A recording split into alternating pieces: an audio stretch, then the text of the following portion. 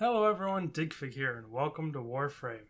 This video is going to be a basic guide on how to progress through Warframe and explain what there is to do mid/late game content wise.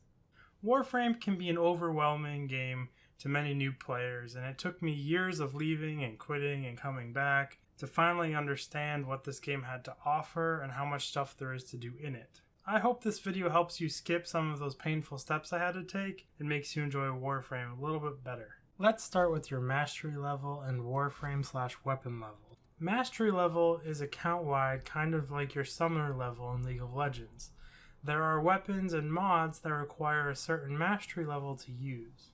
How do you level up your mastery ranking, you ask? The primary way is through leveling your Warframes and weapons. Every level of a Warframe, Companion, and Archwing gives you 200 mastery rank experience. So at level 30, that's a total of 6,000 mastery experience for one Warframe. Every level of a weapon, a companion weapon, or an Archwing weapon gives you 100 mastery rank experience. So at level 30, that's 3,000 mastery rank experience. You also get 13,000 mastery rank experience for completing all of the junctions, and 14,334 for doing all of the missions on the map.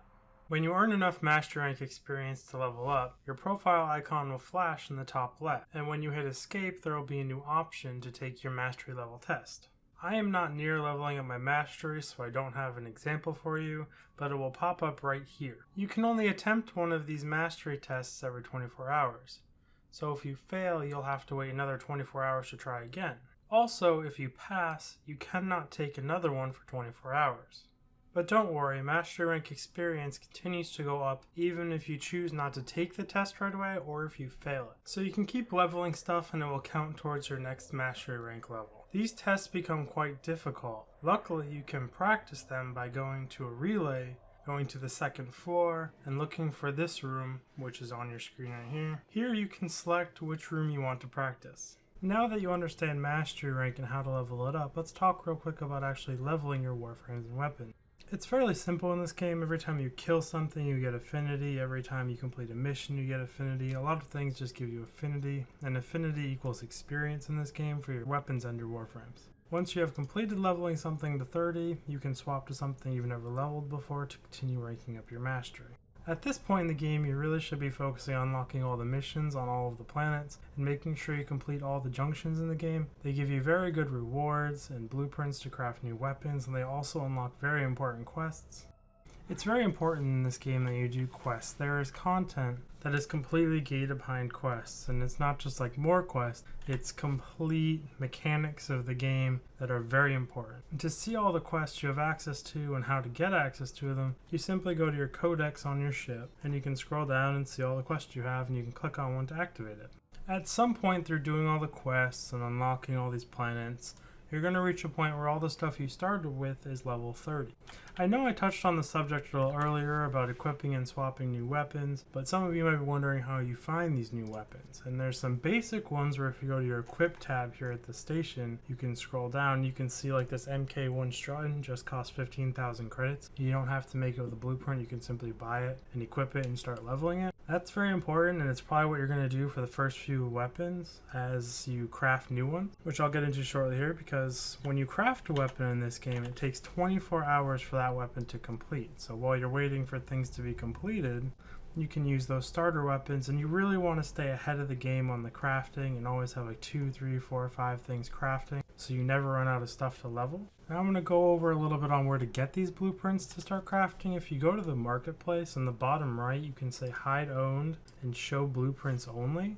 And then in the top left, you can go to weapons, let's say secondaries, and here you're going to see a list of things you don't own and that you can just buy the blueprints for. So like this Balto, if I click on it, on the bottom right, you can see it says purchase the blueprint. Then it shows you what's needed to craft it, and then you click the purchase blueprint button, and bam, now I own it. And now if I go to my foundry, I'll be able to craft that weapon there. This works exactly the same way with Warframes in this game. You can come here, and it shows you all the ones you can just buy the blueprints of. I see it asked in chat about 1,000,000 times a day in this game. It's where do I find this? Where do I get that? How do I do this? And I can't stress it enough for this game. The wiki is amazing. and you will find everything you need to know, where everything drops, the best place to farm it all, and how to farm it all on the wiki. I have usually 3, 4, 5 wiki pages open when I'm playing this game to double check where I find everything and how I get stuff. It's as simple as typing Warframe in Google and then typing the weapon you want or the material you want, and you'll see the wiki is usually one of the very first things, and it's very well done. There's also another highly overlooked place where you can get tons and tons of blueprints, and that's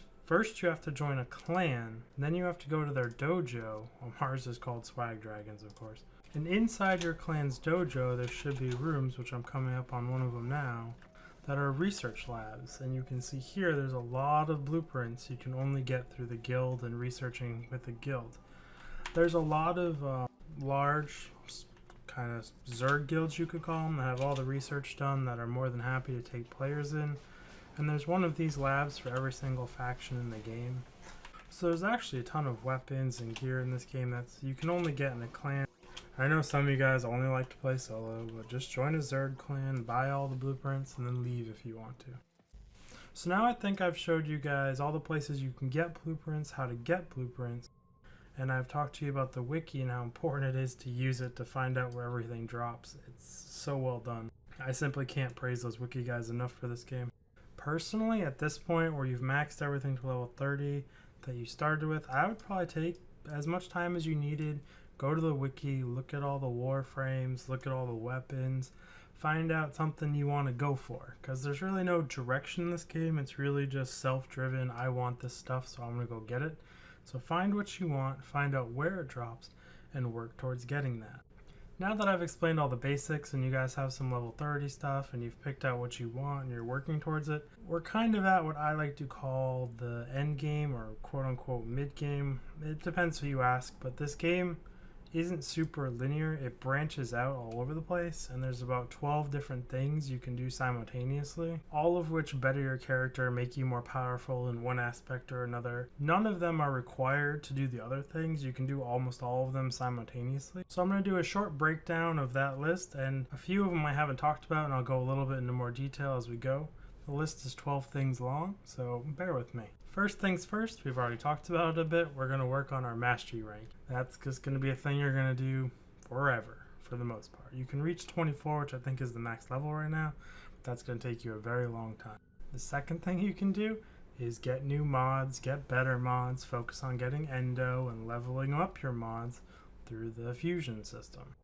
The third thing is going to be continue working on unlocking all of the mission nodes on all of the planets. And then eventually you're going to unlock nightmare missions on those planets once you've done every mission on a single planet, which drops better mods, which helps you complete number 2. And now number 4, once you get a Warframe and a weapon you really like, you can upgrade these weapons to hold far more capacity than they normally can. If you go to actions, the first step would be putting an Orkan reactor on it. That doubles the capacity limit outright, just right off the bat. It's huge. Now that you have an Orkan reactor installed, all that's left to do for those weapons and Warframes that you really love is to polarize them. And to do that, you click here, it costs 1 forma, and you get to pick any slot and add a polarization to it. Polarization makes any mod that matches that polarization cost half as much, allowing you to put more mods in your Warframe. You can see here I have 5, which allows me to half the cost of all my mods here, and gives me a lot more capacity room so I can fill it up.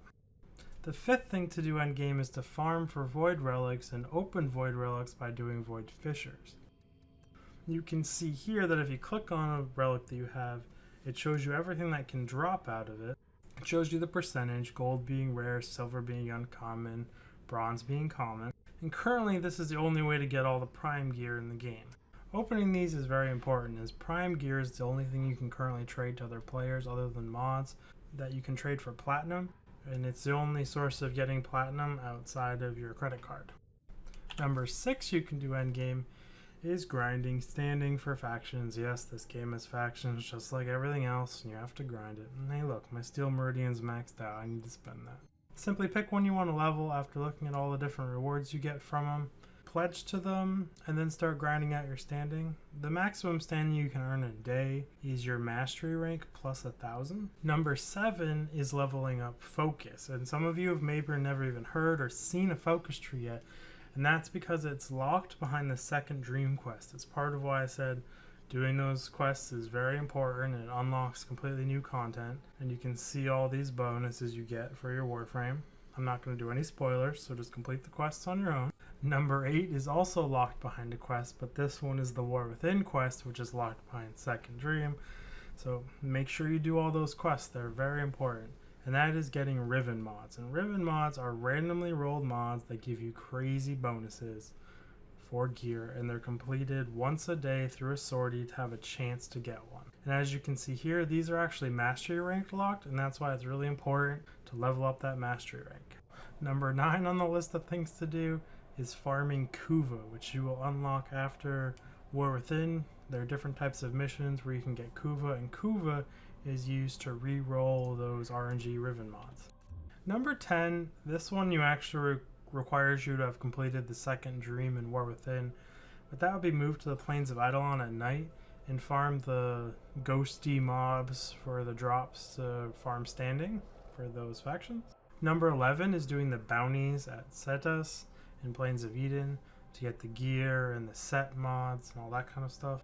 And number 12 is in the Plains of Eidolon also, and that is just fishing and mining and farming the materials you need to level up to standing on the guys in the Plains of Eden. Now that you've done step 1 through 12, you feel like an absolute bamf. You can rock entire maps, you one-shot everything, you're just a complete badass, you love your Warframes, they're all formed up, and you just feel like a god. The true endgame material in this would be raiding and killing the Eidolons on the Plains of Eden. I personally haven't done much raiding yet, so I can't go into more detail on that.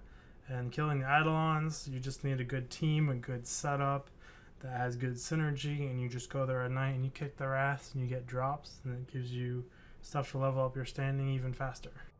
The final thing is wiki. I can't say it enough. You guys just use the wiki for any questions you have. It's amazing. All the information you need is there, and it'll help you out immensely. It'll get you over so many hurdles and agitations of trying to figure out where stuff is and how to get stuff. Just use the wiki. I can't stress that enough. The wiki guys are amazing for this game. Thank you guys so much for watching the video. The haters are going to hate. People are going to make fun of my monotone voice, but it's all good. I hope this information helps you guys. I really hope you enjoy it and get something out of it. Enjoy your gaming, guys, and I will see you guys later.